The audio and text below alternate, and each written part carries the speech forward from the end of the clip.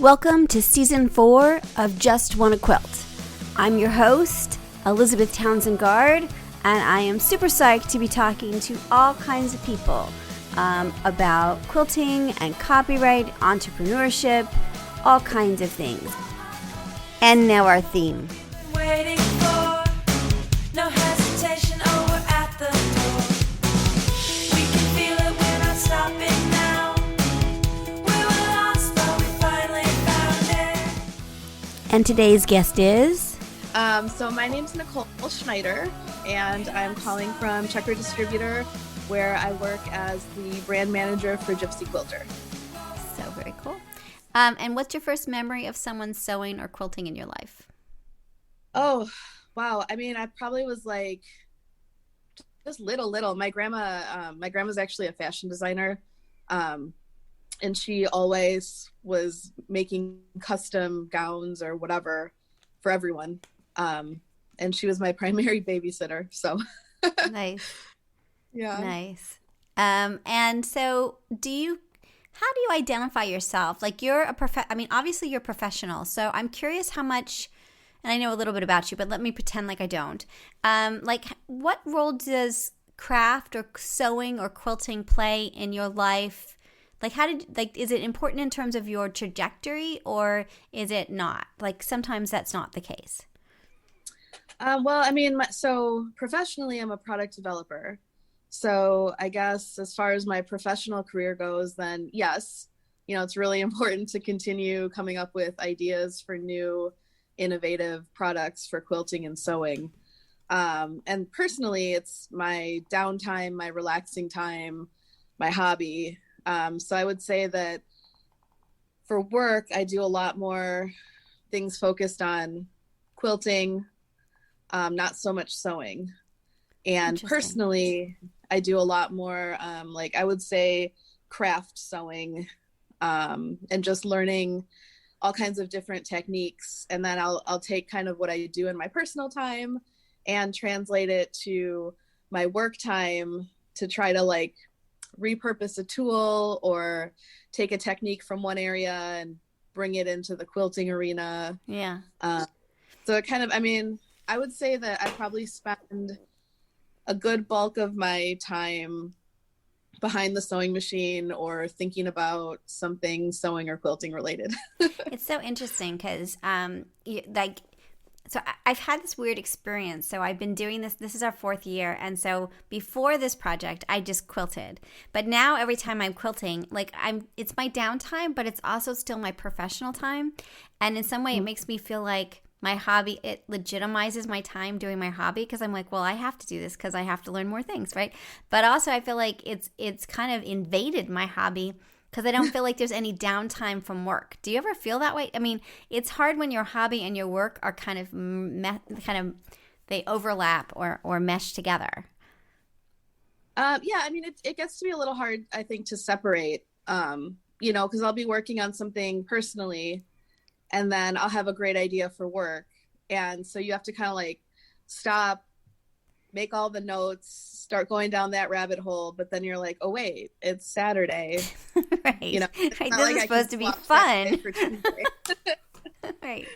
So, yeah, I know. I kept thinking maybe I needed a hobby from my hobby, but then that was just going to turn into something, right?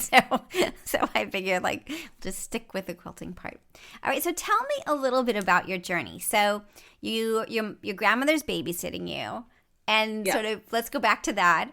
Sort of what happens next in your journey. Help us understand a little bit about how you developed, and then we'll talk about product development, because I think it's really cool, and also Checker, what a distributor is, that kind of thing. So if that works for you.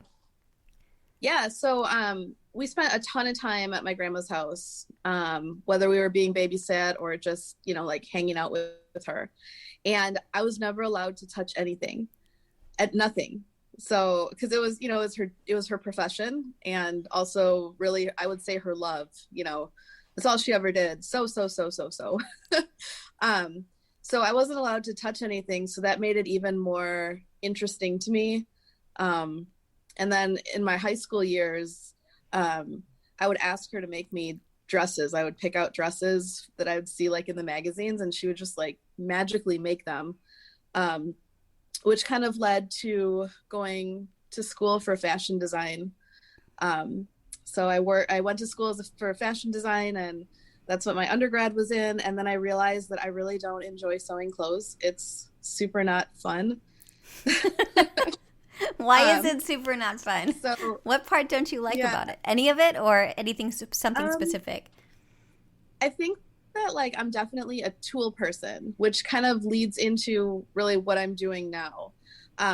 So I felt like I could never get the clothes to look like they came from a store. Like there was always some element about it that maybe like the seam wasn't flat enough, or I didn't have the right thread, or I didn't have the right machine in general to do what I was, trying to do. So after college, I did two things. The first thing I did was I started an alteration business because, it was pretty easy money. And the other thing I did is I started working as a buyer in the fashion industry. So, and that because I had the background in design, I was able to kind of meld the fashion buying with some product development on the apparel side. So like, have you ever seen those sweatshirts that have like a pouch in them that you can put like your bottle of beer in there? No. That's really cool. Yeah. Really? Not like the front pocket, but like a specific beer pocket. Yeah, so it's like the front pocket, but anyways, I made a pattern for this company I was working for that they were called Brew City Beer Gear. Nice. And they had this idea that they wanted to be able to because in Wisconsin it gets really cold all the time, so you don't want to like walk around with a cold beer when you're outside cold. Got it. So they wanted a pocket in their hoodie, so I like helped them make that like a real thing, and like you can buy it at music festivals and online. So great. Like to this day. So that is very part cool. of the like the design background kind of led into some product development. And just, over the years, I worked in apparel, and then the twins came around, and it just, the apparel industry is really fast, like really, really fast, lots of hours, always changing. And it just didn't work out so well, being pregnant, having a high risk pregnancy with twins. So I thought, I'm going to stay home, and this is going to be really good for the kids to have mom with them at home. So I was like 5 months pregnant, and I was no longer working, and I lasted 1.5 days. I like and that. I'm still pregnant. And I applied for a position with a sewing catalog, and they were looking for a buyer to buy notions. And they were really excited because, I knew how to sew, and I knew like what a seam ripper was. Uh-huh. So some of that like basic knowledge you need to be able to buy quilting notions and sewing notions, I already had that knowledge. So they were really excited, and I showed up for my interview, and I'm 5 months pregnant with my twins, and they just like looked at me and laughed, and they're like, "You're hired." They're like, "If you seriously can waddle all the way here, then you're hired." That's really great. So it just kind of, it evolved really from there. So let me ask you before you go on, tell me what a buyer does. So help us understand, like, what does that mean? What is that job exactly? Okay, so what a buyer is it is a person that works with different brands or manufacturers or suppliers of whatever it is. And a buyer determines if the product is viable for the business that the buyer works for. So like I work for a distributor, and distributors like to have pretty much everything that's available on the market. So in my buying role at Checker, what I do here is I make sure that I always have the latest, greatest, newest, whatever it is from the vendors that I buy from. So buyers really, they look at product from the standpoint of, is it saleable? Are people wanting it? Right. And then making sure you have the correct quantities, working with the brands to see what kind of promotions you can do. Sometimes in our industry, a buyer will kind of step into an educational role a little bit to let like sales reps or store owners know why you need this thing, why it's great, and how to cross merchandise it. So that's what a buyer does. And how is that different than a distributor? So tell us so Checker's a distributor. It is it's like the big distributor. So if people don't understand those terms, help us understand that one. So what a distributor does is they buy from individual pattern designers, Notion brands, whatever. They buy it all and they warehouse it. And then the independent retailer can come to the distributor and buy like every single widget, whatchamacallit, that they want from one place, instead of having to go to like Clover to get one thing and then go to Buy Annie to get the patterns, and then, you know, go to Fiskars to get the other thing. So this way, a store can pretty much get every single thing they could possibly want, from fabric all the way through thread, notions, patterns, you know, anything they might need for their store. They can buy it in one stop, and then all the goods come in together. And so you're paying one bill instead of like 53 different bills. Right. And then when they have this, by working with the distributor, are the prices the same or different than if you were like buying directly from Buy Annie? Like, are you paying for that convenience, or is it about the same cost? Like, how does that, tell me more about that part. Yeah, so there are different tiers of pricing, which means that there's retail, which is what consumers pay. And then there's wholesale, which is what the stores pay.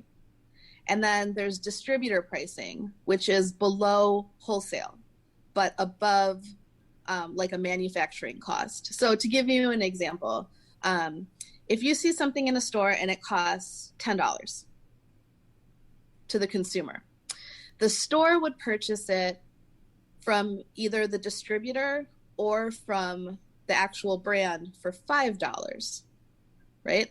But the distributor would purchase it from the brand for $3.50. So they have a 50-30 discounting structure. So typically you will not get better prices than wholesale, like if you're a store, unless, you know, maybe you're buying like incredible volume, then maybe sometimes you can negotiate a better price. But you know, even with the distributor, if somebody's placing a huge order or they need like massive quantity of an item, typically you can negotiate a slight discount below wholesale. So let's talk a little bit more about this. So I'm an inventor. I'm someone out there, like I've got the new thimble, right? Like I'm listening to this and I'm like, I want to produce the new thimble. You have to think about the price structure of, I mean, when you're making your pricing, you have to figure out how much your manufacturing cost is going to be, plus like what kind of profit you want, because then at that point, the distributor price is going to come in, the wholesale price. So I would imagine that people, when they're first starting out, get messed up, and they underprice themselves so that they don't realize that they need to cover their costs, and if they're planning to do more than just cover their costs, sort of what that base price is. Would you agree that that's a struggle sometimes for people? Definitely. I mean, I think a lot of people, most people kind of understand wholesale. I would say most people kind of get that when you're buying something in a store, the store is going to make money off of selling it to you. Right. Or if you buy something from an individual, the individual is going to make some money. I think distributor is a little bit harder to understand, just because it's, you know, it's another cut into pricing. So a lot of times, people have a really good idea and they'll bring it out in the marketplace, and it's priced too low.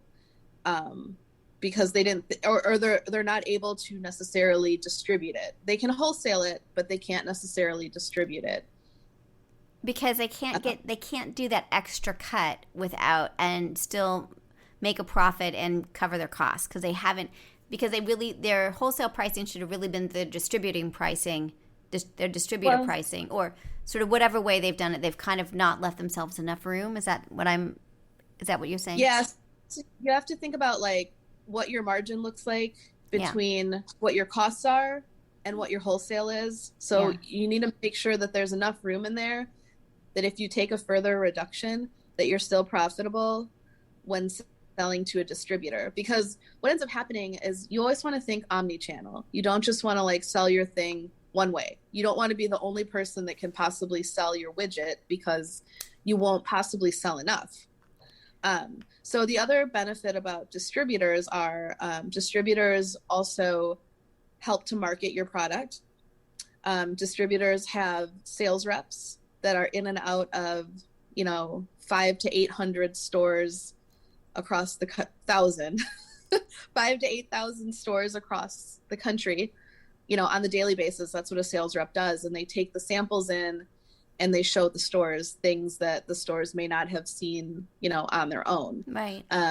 Distributors exhibit at trade only events to, further market products. Here at Checker, we have a bi-monthly sale flyer that will put like new products in. We're always doing different promotions. We work with the brands to see like, what can we do to help you also spread the word? Right. So yeah. So the reason you go with a distributor is you get a whole bunch of added benefit to your product that you're not putting that money into. Like you're not, I mean, you could be still doing marketing, but these channels, you're getting a benefit from having your product at a distributor plus volume, right? So that you've got the opportunity for volume. Now, okay, so the big company, let's talk about the difference between, like, I think the people listening may want to be like, oh, I wish my stuff was at a distributor. So I'd like to talk about that in just a second. But in terms of like the big companies, like the Clovers, the established companies that you're dealing with all of the time, how are you assessing volume? Like, how do you know how much to buy of something? I mean, I imagine there's standard things, right? Maybe this is trade secret, but there's standard stuff that you're always going to have, and then there's new stuff. So I'm curious about, is it like an on-demand thing? Is it a standard set thing? How do you know how much on the big guys and then the new people? Like, is it different? What kind of risk you take in terms of volume?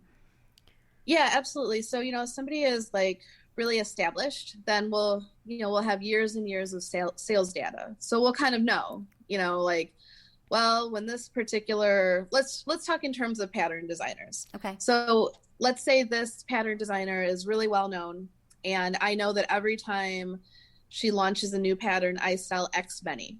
So I'm very comfortable within like a period of time. So within 2 months, I know that consistently she's always selling X. So when something new comes out, I feel very comfortable to say right off the bat, I'm going to order this many. Mm-hmm. And it's great because, you can look at the past and you kind of can see what the future holds sometimes. Now, if somebody's like really new, right, then you have to think about, all right, is there something else on the market similar? Is it trending? Is it something that needs a ton of explanation? And if so, is there support out there? Is the person that came up with this idea, are they out there on social media? Are they walking into stores themselves? Do they do videos? Are they really out there promoting themselves and giving all the education necessary? And those kind of things help you to kind of figure out what to buy. Something that we also do is we'll put something on, it's called pre-order. So we'll set it up and it's available to order, but it might not ship for a month. You can sort of see. Yeah, you can kind of see like, oh, I had this feeling, but wow, look at these numbers. I really need to pump it up. Right. That's really interesting. Yeah. Now, in terms of pre-order and all the new stuff coming out, is there a season to it? I know that Quilt Market is a thing, but like, do you have like products happening all year round, or is it like everything comes out in July? So is there kind of a season to all of this?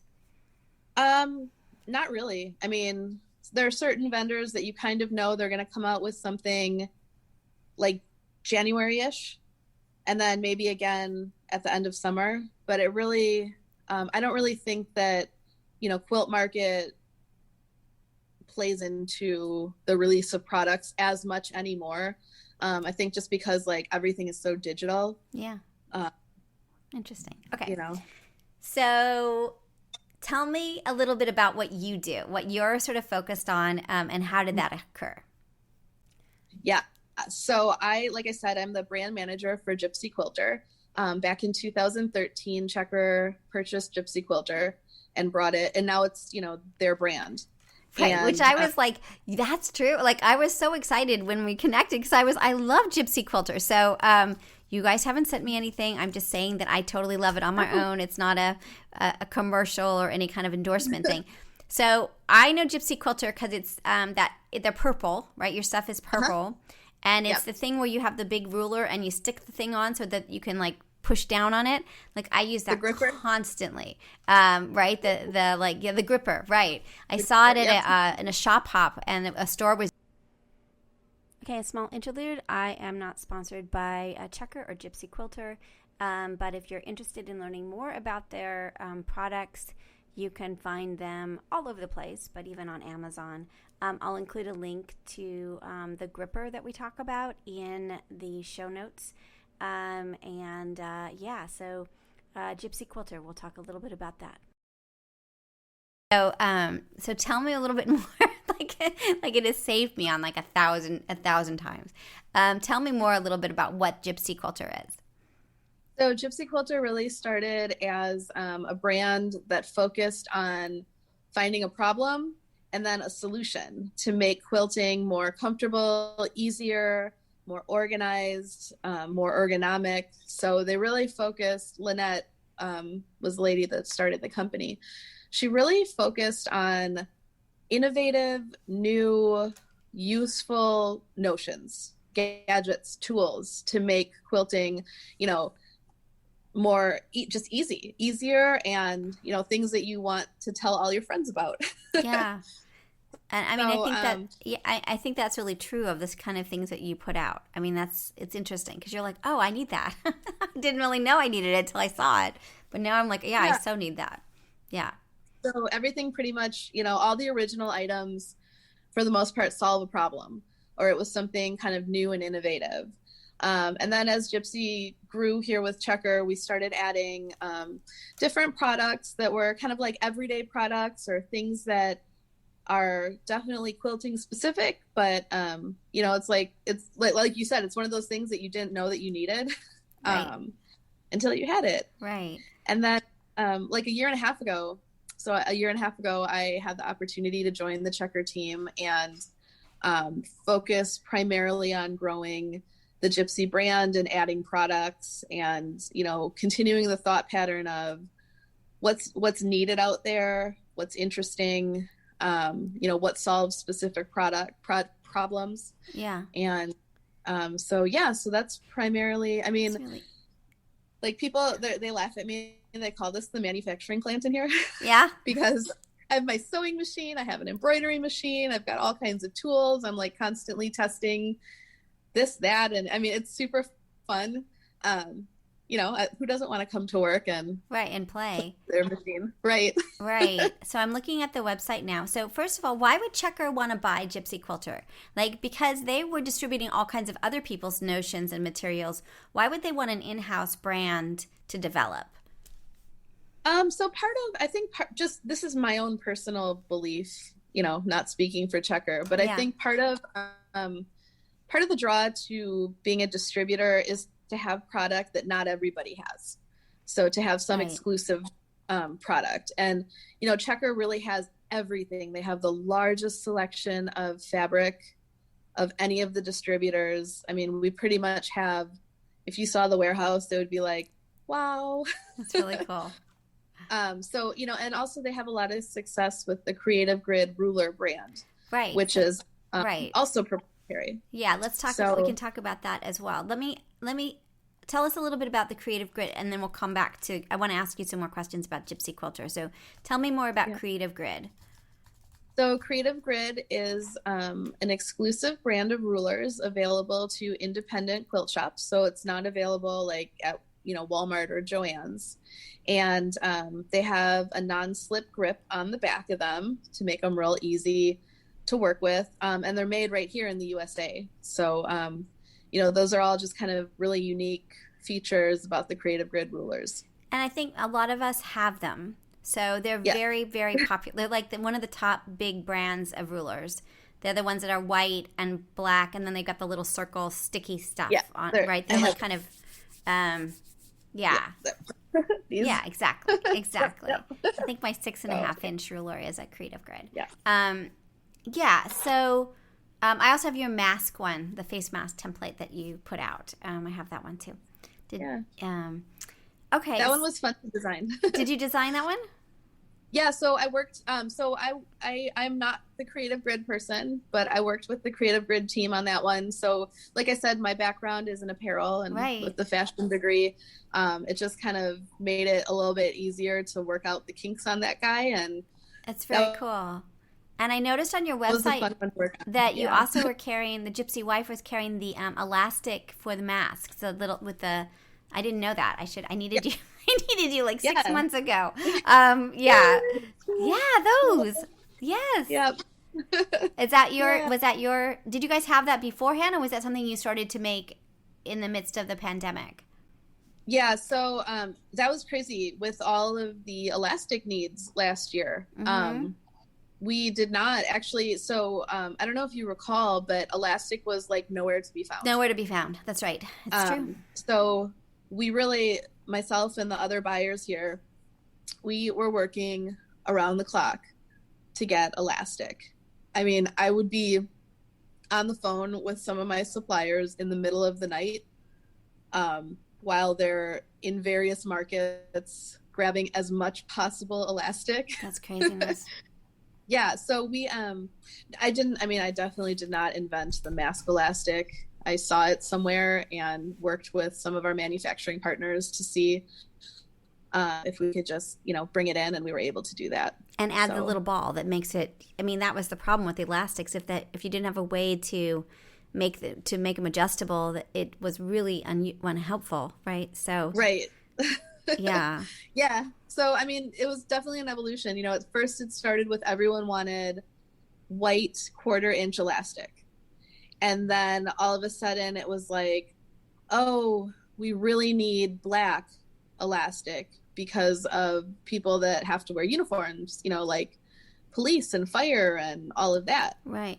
And then from that, it turned into, I really want my mask to match my outfit. So we want every single color under the sun. Totally. So yeah. And you have a bunch of colors. It's amazing. And stores, quilt shops were buying these from you to have them available. Yes. So Gypsy Quilter is only available at this time at the wholesale level. We don't sell to consumers. So so in order to get the Gypsy products, you'd need to go into your independent retailer. Interesting. Okay, so I have 2 more questions on this. So if you do, tell me what it means to be a wholesaler. So do you need to be a brick and mortar shop? Can you have an online shop? Like, sort of, who qualifies to be a wholesaler with Checker and with Gypsy Quilter? So Checker actually would be selling wholesale, and the store would be the retailer. Right. But they would hold a wholesale account. It gets confusing. Right. So to have a wholesale account, you would need a business license, so your tax ID number. And then there's a minimum order to open the account. I honestly don't recall off the top of my head. It's a couple $100, maybe $400 maybe. And then you just need to, in the course of a year, you have to buy like $1,200 worth of stuff. So, ideally our customer would be a retailer. Right. But, we do have customers that sell on Etsy, that are like a long arm business, so anyone that meets the minimum requirements, they can have an account. They can have an account. All right. So tell me a little bit about your day. So how much of your day is like inventing things, or like, tell me a little bit about sort of what it means to be you at this point. Yeah. So usually my day starts with so I do a lot of international sourcing. So my day kind of starts with a lot of email and back and forth on, whatever I have in development. So I not only help to come up with the ideas. It's not just me, like it's the whole team. we have these meetings, and there's everyone from salespeople to other developers to, our business manager, our marketing people. They all have input in the product. So I'll come up with a concept, or even like a customer will come to me with a concept, or somebody within our industry will come to me with a concept. And, so we talk about it and decide if it's a valid idea. And then from there, it goes into like research. So I'll look at like competitive things to see if our industry is even interested in another iteration of whatever it is. And then once we feel kind of good, like, yeah, we think this is a solid idea, then I'll start sourcing it and working with different manufacturers to see if it can be achieved, based on my specifications. And, development can take anywhere from like 30 days because something in the world already exists similar that can be repurposed, all the way up to like 2 years. It depends on what it is. So so my day starts with like a whole lot of email. And then from there, I also have pattern buying responsibilities. So usually I'll start working on just the straight out buying, making sure I have good inventory for patterns. And then, just kind of see what goes on during the day. But typically in the afternoons is kind of when I'll clear off a little bit of time to, draw some things or sketch something or play with something, sew something. Now, let me ask. So let's talk a little bit about patterns, because you all carry a lot of patterns, and we have a lot of conversations about patterns and pattern makers and authors and books. So help me understand there's a lot of pattern makers out there. Not all of them are going to be distributed by you. How do you make that jump from making a pattern to being carried by a distributor? Okay, so there's a couple things. So let's say you have an idea for a pattern. Actually, Checker does have a program. They're called Cut Loose Press, and you can submit your pattern and you receive a royalty for each one sold. It's not a ton of money, but it is one way to get your name known within the stores. So what Cut Loose Press patterns are, they're really neat. It's like it's like one piece of paper, double-sided, printed in color, and the stores buy them and use them. They're simple patterns, and the stores use them to help sell notions and help sell creative grid rulers. So cool. It's called Cut Loose Press. So like I have one because I was interested in the process, and I'm like, oh, let me try this, right? Right. So I made a little pin cushion because, it was easy. So like that would be an option if you don't want to carry any inventory whatsoever, if really you just want to design it and get it out there and then sit back and get your royalty check. So Cut Loose Press looks like you can go there and buy them as a consumer as well. Is that true? Looks like there's a website that's direct, so you can go and so. All right, a quick note. So we were at a quilt shop, I don't know, about a week ago, and we saw one of the binders for Cut Loose Press. Again, I am not sponsored by them, but it was cool. It was really cool. It was just sitting on a table, and it had a whole bunch of different patterns in it. So if you're interested in Cut Loose Press, take a look at your local quilt shop and see if they have it. Are all kinds of people having their stuff on, whose patterns are on Cut Loose Press, I guess is the question. So a lot of the people that are on Cut Loose Press also have a creative grid ruler that they have designed. Interesting. So, I mean, if you think that you want to design patterns, I would say give it a try. Give it a try. See if it works for you. I'm so going to try this. This is so cool. And are they individuals or companies? Like, can you be a company and have your, are they? Yeah. Yeah. So we've had Atkinson Designs do them in the past. Krista Moser has done them. Gudrun Erla, I always say her name so wrong. I apologize. Who did the Stripology Creative Grid. She's got some Cut Loose Press patterns. Very cool. I love that's one way. But let's say you have a bunch of patterns that you've designed and you're printing them. I would say as long as you have like 12 patterns and your patterns have barcodes on them, you mean definitely 12 different patterns or 12 copies? 12 different patterns. 12 different patterns. Okay. 12 different patterns. Yeah, because I mean, really, like, it doesn't do you any good to have one design and want to be distributed. I have to tell you a story because they'll hate that I'm saying. So my kid, who's now almost a grown-up, when she was about 6, called her grandmother and said, "Hey, Grandma Mimi, I have a stamp collection, and I'm really excited. I have a new stamp collection." And her grandmother said, "Really? That's great. How many stamps do you have?" And she's like, "1." It was like, that's not really a collection, but like that was like, so that's kind of what you're saying about pattern makers. Like, it's great to have one, but it's not quite like, you're not quite ready for prime time if that's all you've got is one pattern. So that's what made me think of it. I mean, there's always an exception. So like, there was one designer and I saw her pattern on Etsy and I thought it was great. And I called her and I'm like, "Hey, I'd like to distribute your pattern." Did you and freak out? She was like, "Okay." She's like, "Well, it sells really well for me on Etsy, so I think it'll sell well for you." And I'm like, "Okay." So I'm like, "All right, I'll bite, how many as well." And she gave me the number and I was blown away that literally she has one pattern, and it is sold like a lot. I mean, a lot. So I'm like, "Okay, I'm going to set it up," right? So I set it up with a distributor and my boss was like, "No, you can't do this. She only has one pattern."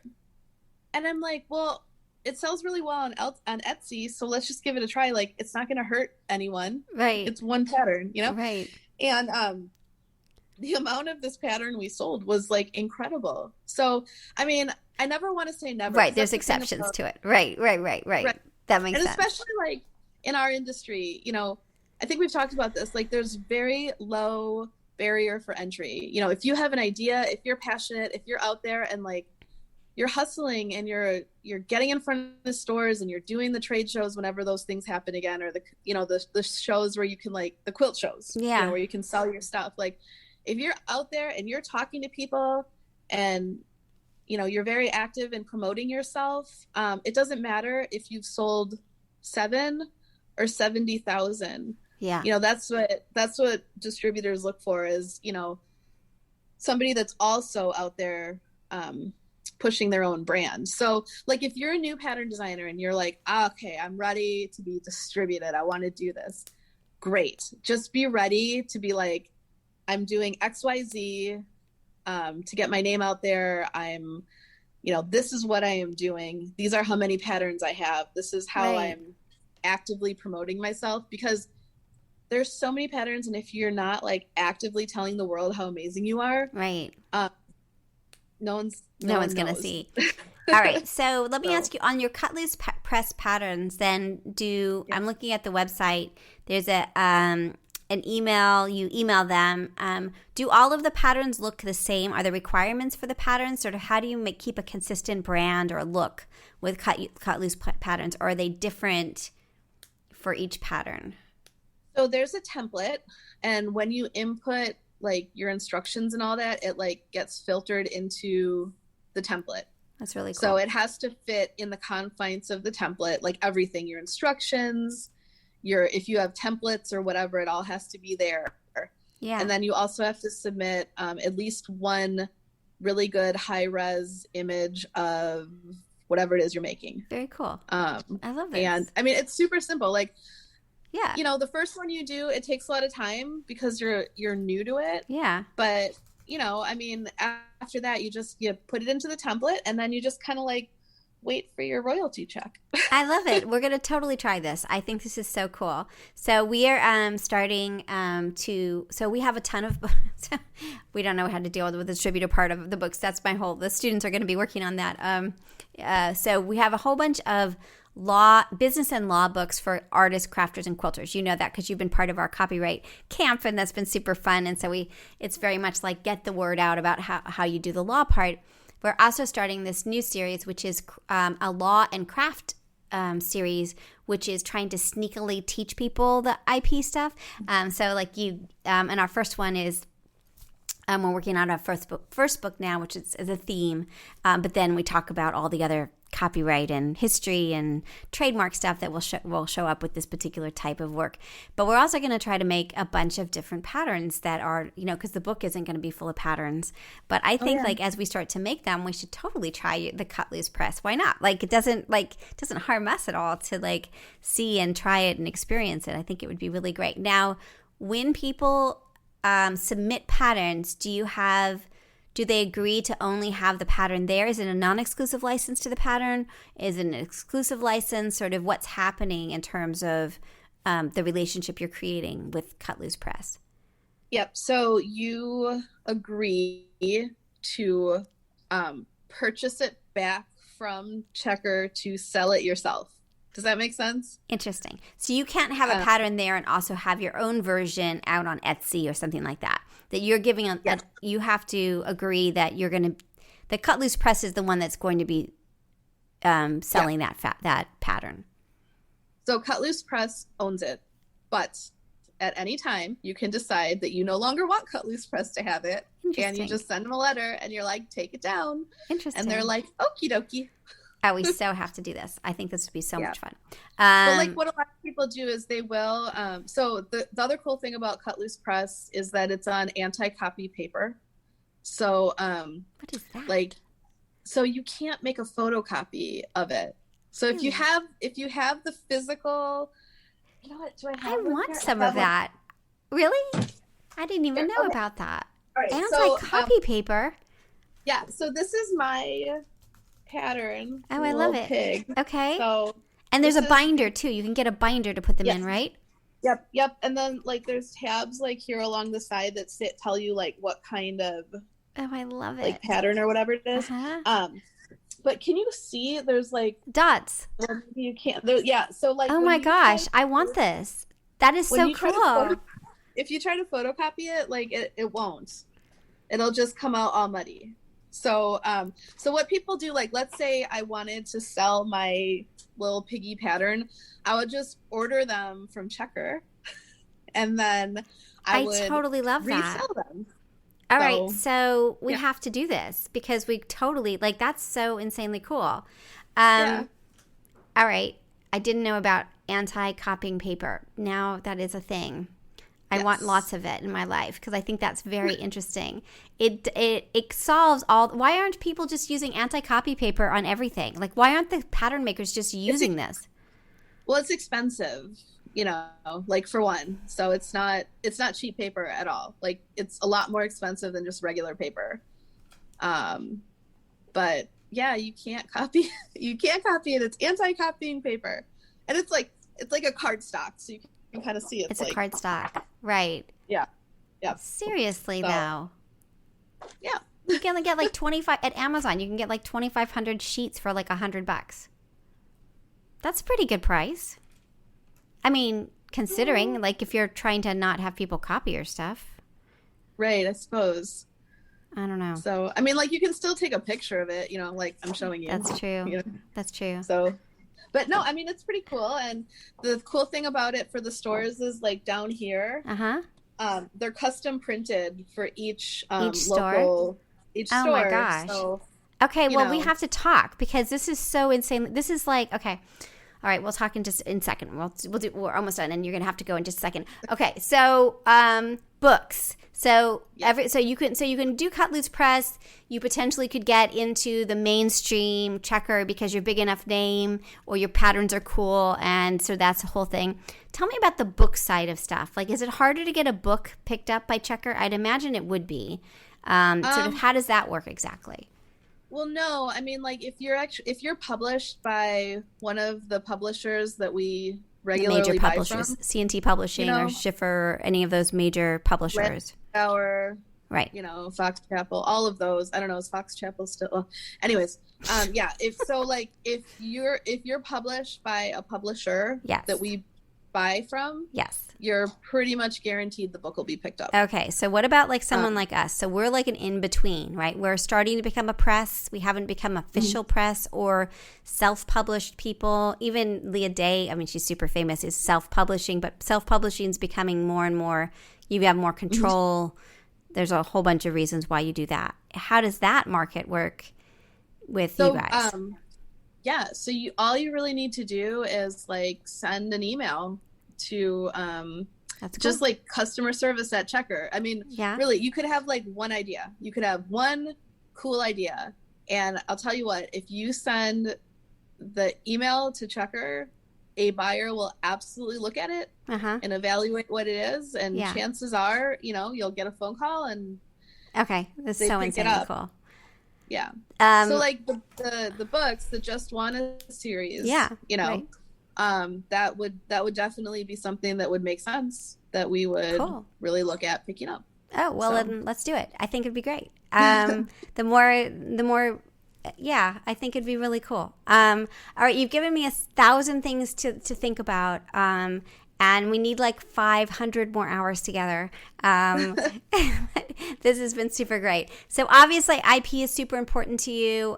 Trademark, patents, copyright. You're on copyright, non-copy paper. You're taking it all very seriously. So any last thoughts about that part of it in terms of how important is intellectual property to what you do and what your business is? So that's a really good question because, there's always going to be competitive product out there. And I think we live in a time right now where people are really like conscious of being copied or not being copied, or what, like, did they copy me? Could they actually have copied me? So really we do a lot here to make sure that like, if we have an idea that it's original, or if somebody comes to us with an idea that we've entered into the right kind of agreement with that person to protect everyone. And, sometimes it's hard because it's like, okay, well, I have this idea for another pair of scissors. It's like, are we copying the inventor of the scissor? Right. Or sometimes you get real close to something like, I don't know, some of the elastics, right? Were we copying people with colored elastic, or was it just something that consumers were demanding and we were able to source? Right. But we definitely look to make sure that we're doing things the right way and not cutting corners with that, with that respect. And we're always searching to make sure that our ideas are in fact our ideas. And Very cool. Well, I'm going to cut it short because I want to spend 10 more minutes with you before you have to go. Thank you so much for coming on the podcast. I think this is so helpful, and I hope you come back. We have lots of people that come back repeatedly and chat with us because it'd be fun to talk about. I have like 1,000 other things we could talk about, but it would be fun to talk about something you've designed and sort of the process and sort of how manufacturing works. I know that people would be really excited about that. So I hope this is the first of many conversations with you. All right. Sounds good. Do you need to review this before we post, or you feel comfortable with what you said? I think it's fine. Yeah, it's fine. It is fine. That's my legal hat on. That was my clearing it. All right. Let me hold on. Let me turn off the machine. And thanks again. Okay. So you've been listening to Just Wanna Quilt. It's our 4th season. We are so excited to be back. Come play with us. Come join our Facebook group. Go to TikTok. We're on TikTok. We're on Instagram, sort of. We don't do Instagram as much as we should. We go to our webpage. If you're interested in our how-to books, our legal DIY books, go to Just Wanna Books. And of course, and today a little bit more about one of our books, Just Wanna Trademark. Just Wanna Trademark helps you figure out how to trademark your name or your product. You can do it. You can do it. You totally can do this. And then submit it to the USPTO. Go to Just Wanna Books for more.